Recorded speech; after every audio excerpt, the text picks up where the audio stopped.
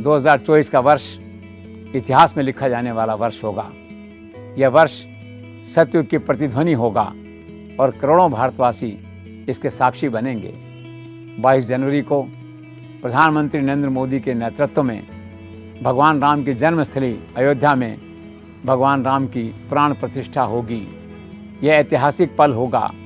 राम मंदिर के निर्माण में सैकड़ों हजारों लाखों लोगों ने एक एक ईंट रखी है।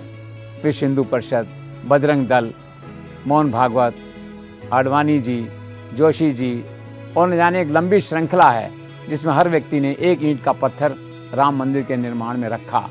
लेकिन इस लड़ाई को अंतिम चरण तक पहुंचाने में, अंतिम परिणाम तक लाने में, अंतिम निष्कर्ष तक लाने में और राम मंदिर के 4 दशक पुराने सपने को साकार करने में जो सबसे बड़ी भूमिका है, सबसे बड़ी लीडरशिप है, वो प्रधानमंत्री नरेंद्र मोदी की रही है। यह सच है कि सुप्रीम कोर्ट में अमित शाह की पैरवी को नहीं भुलाया जा सकता। लेकिन कुल मिला के आज सारे संसार में अयोध्या की चर्चा है। अयोध्या हिंदुज़्म की एक ग्लोबल कैपिटल बनने वाला है।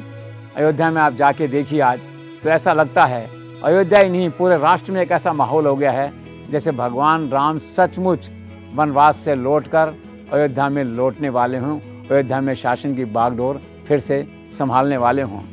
और यह सच है, मान लीजिए यह 2024 या 2029 का एजेंडा नहीं है। यह राष्ट्र की आस्था का प्रतीक है, राष्ट्र की मर्यादा का प्रतीक है, राष्ट्र की भावनाओं का प्रतीक है। इसे उसी ढंग से कीजिए, उसी ढंग से देखिए, इसमें राजनीति मत करिए।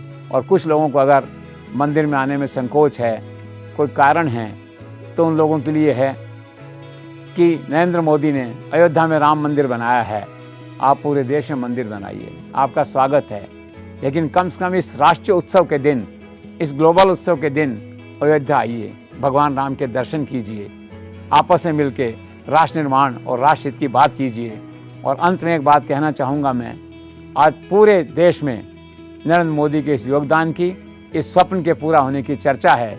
सच पूछा जाए तो राष्ट्र के करोड़ों देशवासियों के लिए ये एक सपना था जिसे नरेंद्र मोदी ने साकार किया है। मेरे विचार से उन्हें भारत का सर्वोच्च नागरिक सम्मान भारत रत्न दिया जाना चाहिए।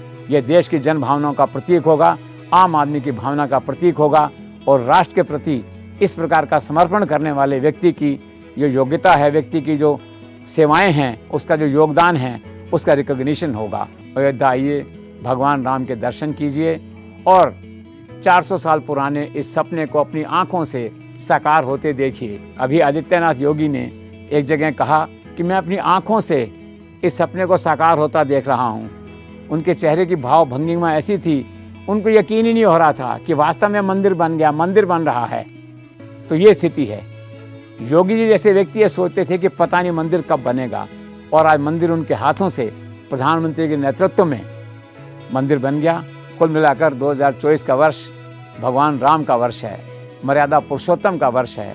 आइए हम सब मिलकर भगवान की जन्मस्थली अयोध्या में इस राष्ट्रीय पर्व को, उत्सव को खुशी के साथ हंसते हंसते मनाएं और राष्ट्र को आगे बढ़ाएं।